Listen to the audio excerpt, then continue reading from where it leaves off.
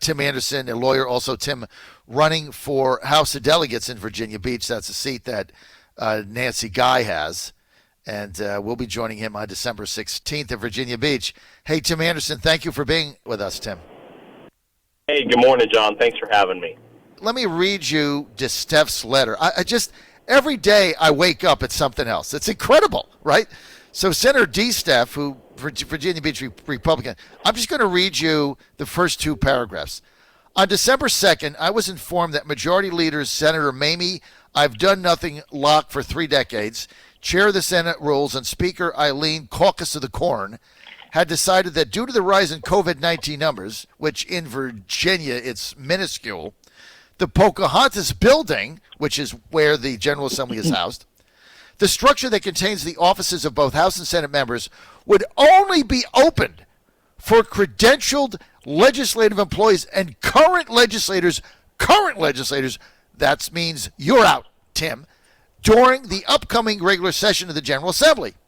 Today, Tim Anderson, my attorney, filed a petition for injunction on my behalf to compel the defendants, Locke and Caucus of the Corn, to provide in-person access to members of the General Assembly in the Pocahontas building. Are you kidding me?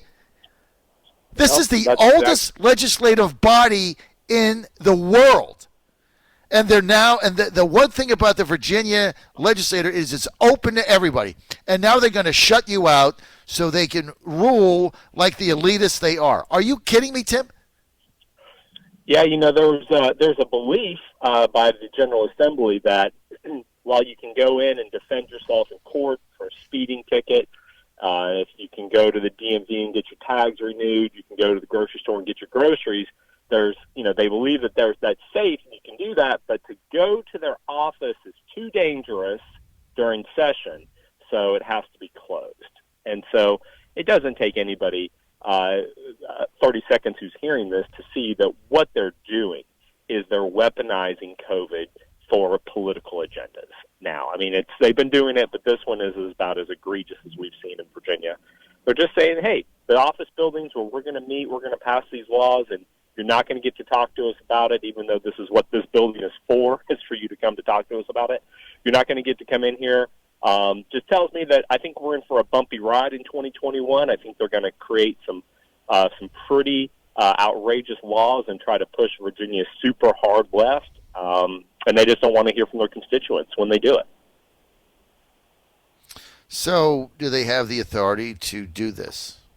Well, that's two parts. First of all, it was two women there's two women legislators, Phil Corn and Mamie Locke, one from the House, one from the Senate. These two women unilaterally made this decision. It was not voted on by the General Assembly. It was just these two who are in leadership positions made this authority. So first question is that legal in and of itself? But secondly, as the Supreme Court said in the Archbishop Diocese case in New York, Justice Gorwich opined, isn't it convenient how COVID restrictions align with secular desires?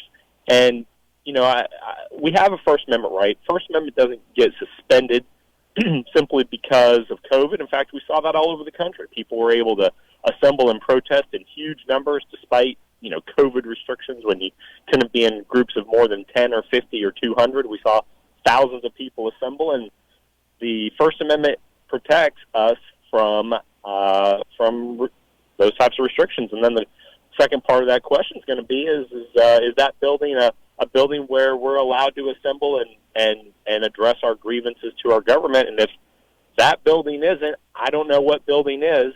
Every other building in Virginia is open. Every court is open. Every DMV is open. Every city hall is open. But the state capitol, where the legislators have their offices, would be closed to the public because COVID's too dangerous. What's their objective? Well, I think their objective is very nefarious. I've been saying this all along. We've already started seeing some of their nonsense that's coming down. Like one of their bills, Senator Locke herself proposed, said that felons in prison should be allowed to vote, and people who have been declared mentally incompetent should be allowed to vote.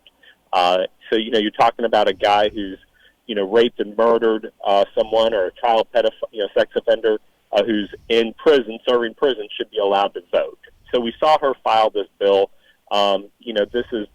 This is not going to be, when the people of Virginia start seeing what they're doing. This is just one example.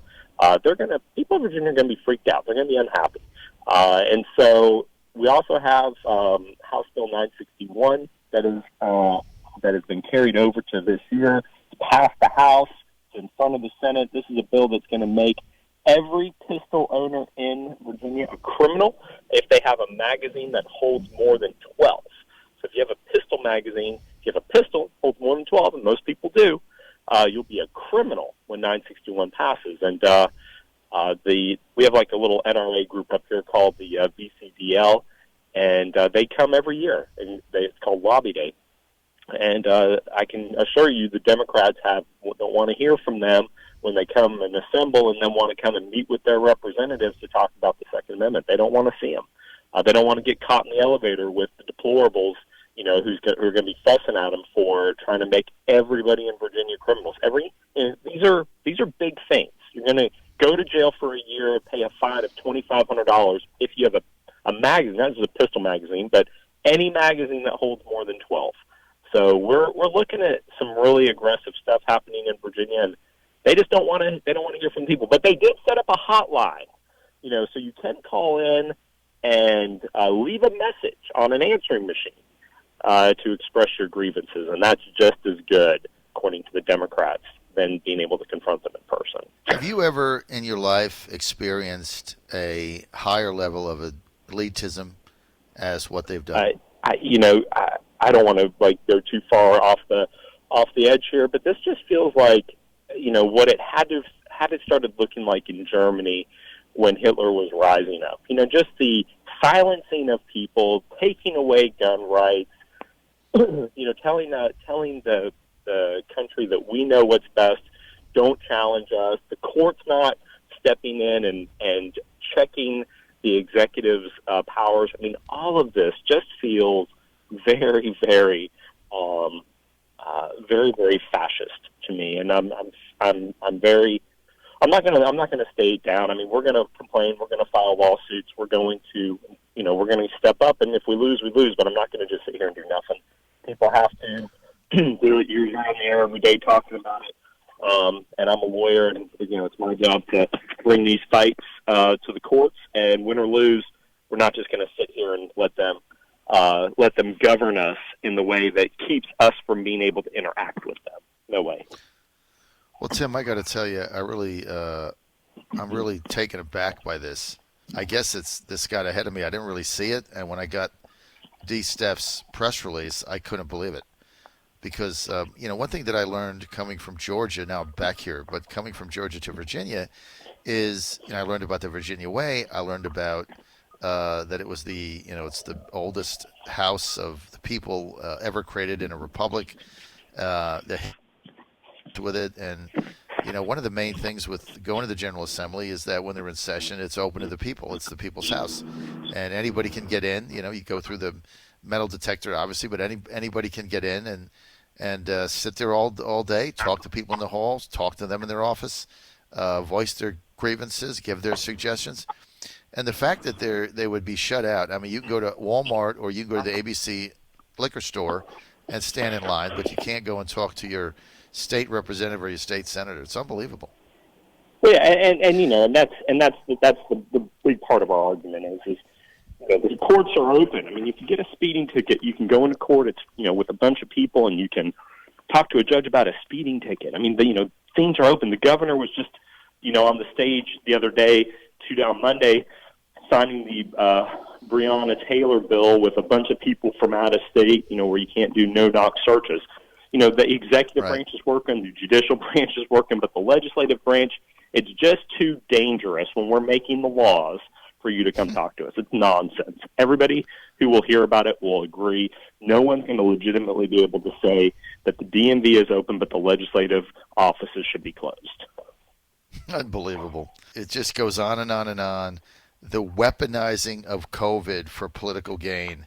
That's what you saw in the election with these mail-in ballots we're going through in Georgia, drop boxes and mail-in ballots with no signatures, and people that are dead voting, underage people not registered.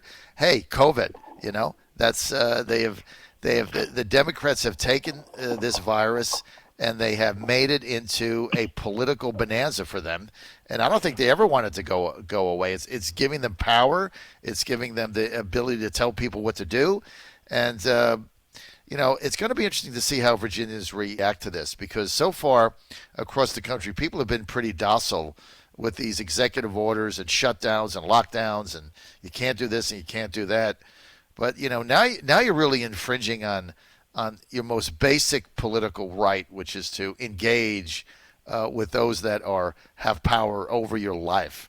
We'll see what happens. Tim, thank you for filing that.